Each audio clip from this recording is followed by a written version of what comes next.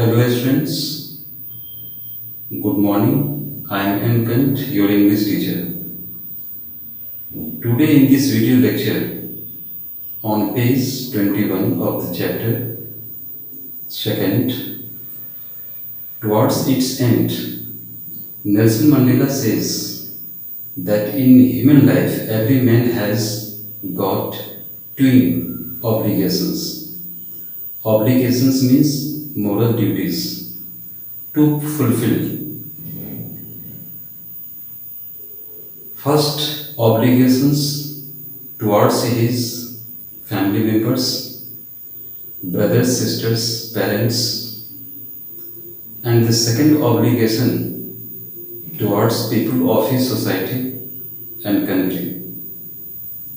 In a civic, in a civilian and human society and country,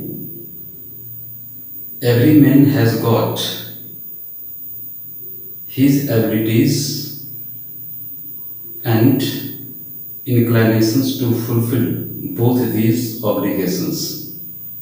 Rather, it depends on his personal inclinations or natural tendencies and abilities to fulfill both these two obligations.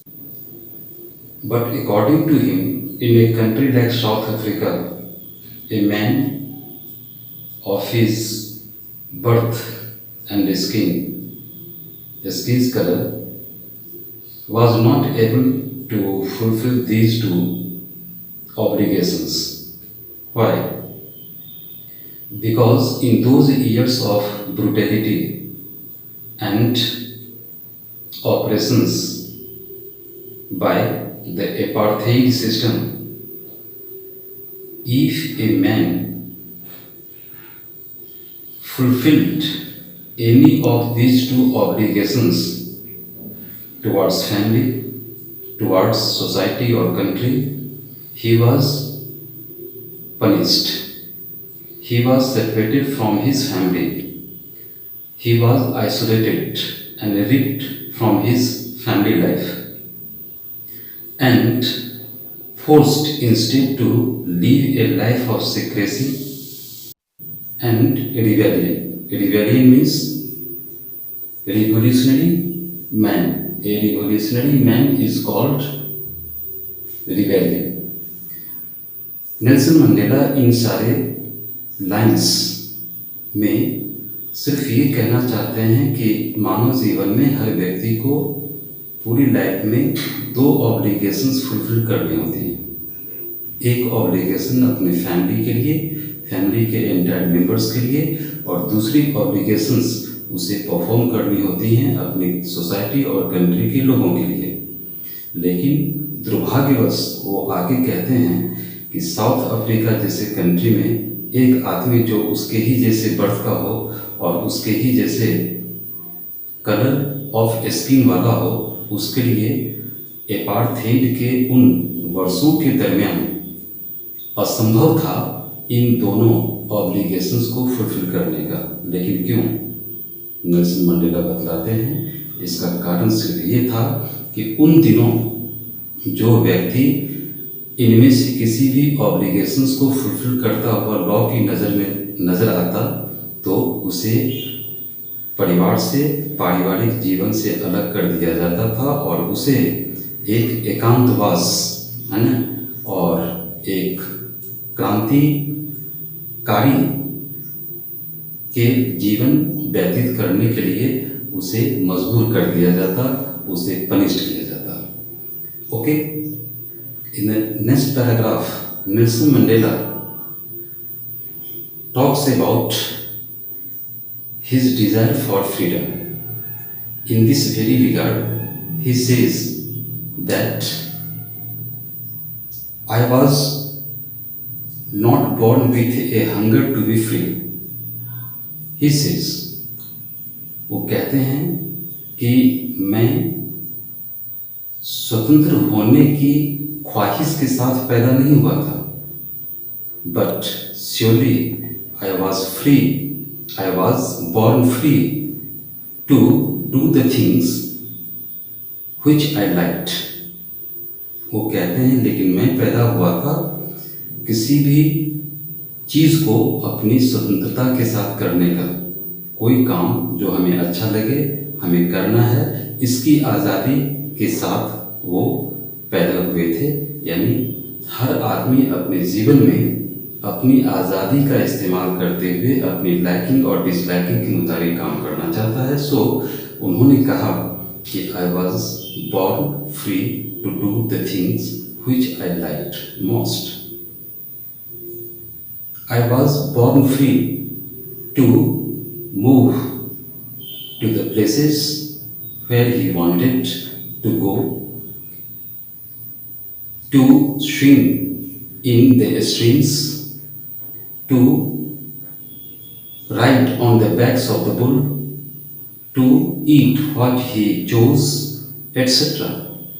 और वो कहते हैं कि मैं तो पैदा हुआ था उन सारी चीज़ों को आज़ादी की फीलिंग के साथ करने का जो एक ह्यूमन बीइंग चाहता है अपनी कंट्री में, अपनी सोसाइटी में, अपनी फैमिली में। ओके,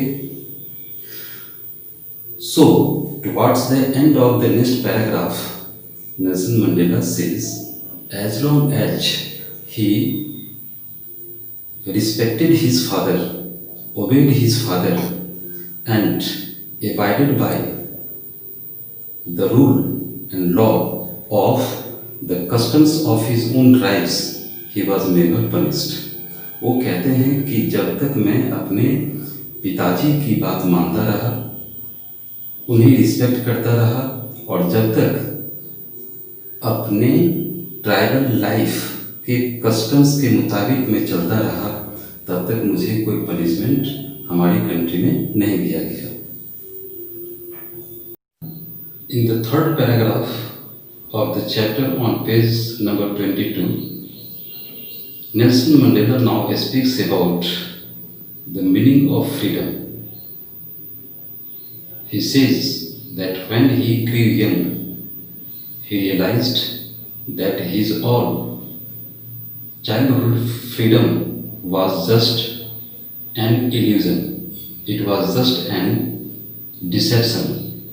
वो आगे थर्ड पैराग्राफ की फर्स्ट लाइन में ही बतलाते हैं कि जब मैं जवान हुआ तो मुझे महसूस हुआ कि मेरे बचपन की आज़ादी नहीं थी। एक्चुअली वो एक इल्यूजन था। Illusion means deception, deception means भ्रम। Okay, later when he grew young he realized that his all freedom of this stage of his youth had already been taken away from him. आगे वो बतलाते हैं कि जब मैं बचपन से निकलकर युवावस्था में आया तो मैंने महसूस किया कि मेरी युवा अवस्था की जो आज़ादी होती है वो पहले ही पूरी तौर से छीन ली गई। Later, he also discovered that he could not live without freedom of this stage. उन्हें महसूस हुआ कि इस युवा अवस्था की जो आज़ादी है उसके बिना वो नहीं रह सकते। And it was when he felt the growing desire for the freedom, the growing hunger for freedom. और यही वो समय था जहाँ जिस बात की आज़ादी इस अवस्था में उनसे छीन ली गई, अब यहाँ से उनके दिमाग में उसी चीज़ की आज़ादी की चाहत और भूख यहाँ से बढ़ती चली गई। इस लैंग्वेज को क्लैरिफाई करते हुए आगे बतलाते हैं कि at first as a young man he wanted freedom just for himself, only for himself. And he first wanted the freedom, transitory freedom of being able to stay out at nights, meet people whom he liked, read books what he pleased, and go where he choose। आगे इसी language को क्रेडिफाई करते हुए बतलाते हैं कि इस आज़ादी से संबंधित सबसे पहले हमें तत्क्षणिक जो आज़ादी होती है, यहाँ हमने एक वर्ड दिया है ट्रांजिटरी, मीन्स मोमेंट्री, टेम्पररी। पहले उन्हें एक यूथफुल स्टेज में टेम्पररी फ्रीडम मिलनी चाहिए थी, और वो फ्रीडम किस बात की कि वो शाम के बाद जो लेट इवनिंग का टाइम होता है या शाम में सनसेट के बाद का जो टाइम होता है until 9 PM, उस समय वो जहाँ चाहे निकल सकें, जिन लोगों से चाहे मिल सकें, जो किताबें पढ़ना चाहें पढ़ सकें, और जहाँ जाना चाहें वहाँ वो जा सकें। This was the transitory freedom which he yearned for, which he desired for. Okay?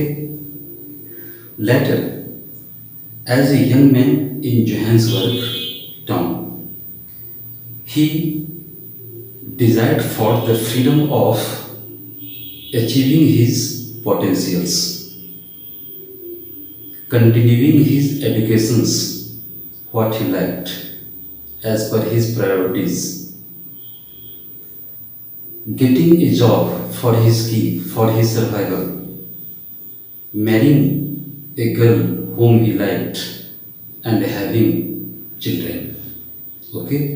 और जोहान्सबर्ग शहर में जब कॉलेज स्टूडेंट के रूप में उन्होंने लाइफ लीड करनी शुरू की, तो उसके बाद उनके लिए आज़ादी की परिभाषा थोड़ी सी चेंज हो गई, जहां उन्होंने चाहा कि मुझे इतनी तो आज़ादी मिलनी चाहिए कि मैं अपने ढंग का पोटेंशियल्स डेवलप कर सकूं, अपनी प्राथमिकता के आधार पर हायर एजुकेशन ले सकूं, मैं एक अच्छी नौकरी प्राप्त कर सकूं, फिर शादी कर सकूं, फिर बच्चे।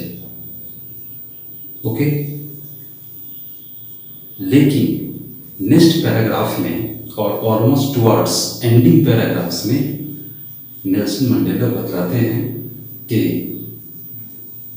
कुछ दिन के बाद मैंने महसूस किया कि मेरे लिए जो आज़ादी की परिभाषा थी, वही आज़ादी की परिभाषा मेरे अपने फैमिली में सिस्टर्स के लिए थी, ब्रदर्स के लिए थी, मेरे फ्रेंड्स के लिए थी, और ना जाने इस कंट्री के कितने मिलियंस यंग पीपल के लिए वही आज़ादी एक ज़रूरत की चीज़ उनके लिए बन गई। Later he discovered the fact that his own desire and hunger for the freedom became a greater freedom for the people, millions of people of his country. Okay? And later he says that it was this desire for the freedom of the people of his country, of his society, of his family at large, that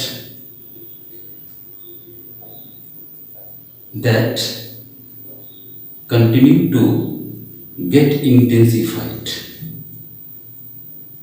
What kind of the desire of freedom?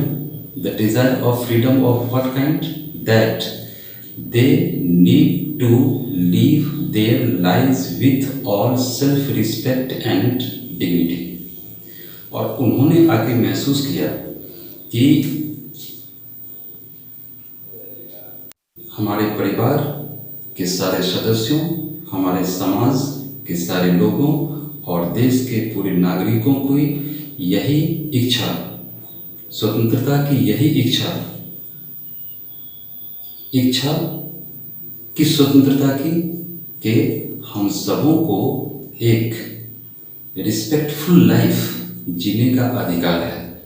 ये स्वतंत्रता की ऐसी इच्छा, भूख intensified होती चली गई, प्रज्वलित होती चली गई, बढ़ती चली गई। Okay? And it was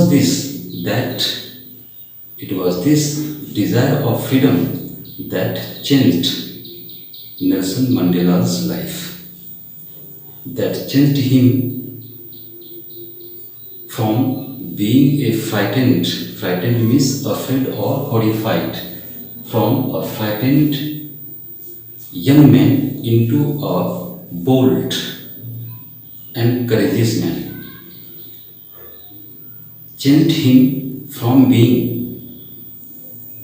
a family loving man into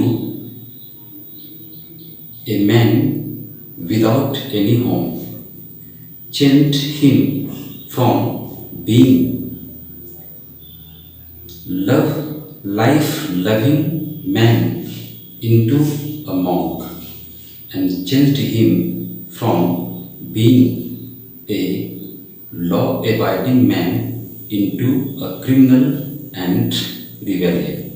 इसके बाद ऑथर बतलाते हैं कि स्वतंत्रता की यही इच्छा और भूख ने उन्हें पूरी तौर से बदल दिया। अब वो पहले की तरह एक डरा हुआ युवक नहीं बल्कि एक साहसी युवक बन गए, और पहले की तरह वो एक ऐसा व्यक्ति नहीं जो हर समय फैमिली लाइफ जीने की इच्छा रखता हो, बल्कि एक ऐसे लाइफ के रूप में वो एक ह्यूमन बीइंग के रूप में तब्दील हो गए जो फैमिली से दूर ऐसे जगह पर भी रहने के लिए तैयार है जहाँ कोई छत नहीं, कोई रिसोर्स नहीं।